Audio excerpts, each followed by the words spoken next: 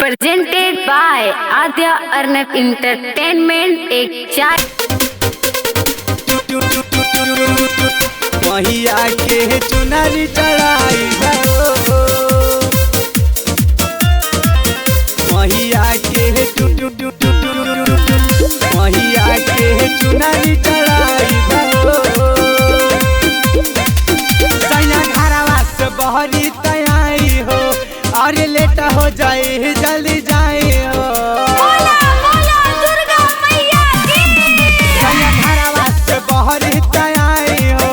और लेट हो जाए जल्दी जाए हो अरे पूजा के सामान बतलाई हो नवरात्र में पूजा करे जाई दो मैया के चुनरी चढ़ाई दो नवरात्र में पूजा करे जाई दो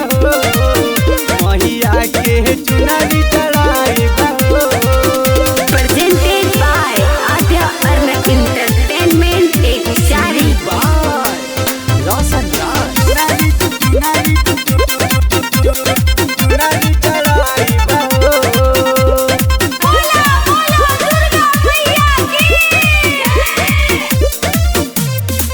नवरात्र के मेला हमके घुमा दी छोटा का लड़का के खिलौना दिया दी ए जी सुन ना दी नवरात्र के मेला हमके घुमा दी छोटा का लड़का के खिलौना दिया दी भैया जला दी तैयार हो जाई हो नवरात्र में पूजा करे जाई दो मैया के चुनरी चढ़ाई दो नवरात्र में पूजा करे जाई दो मैया के चुनरी चढ़ाई दो चुनरी चुनरी मैया के चुनरी चढ़ाई दो मैया के मैया के चुनरी चढ़ाई दो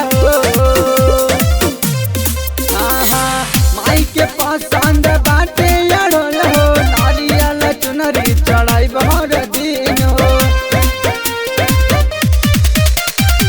माई के पसंद बाटे अड़ोल हो नारियल चुनरी चढ़ाई हर दिन हो रतन सुल्तान जल्दी तो जाओ ना सामिर कुंदन तुम भी तैयार हो जाओ ना मैया को चुनरी चढ़ाओ ना नवरात्र में पूजा करे जाओ ना मैया को चुनरी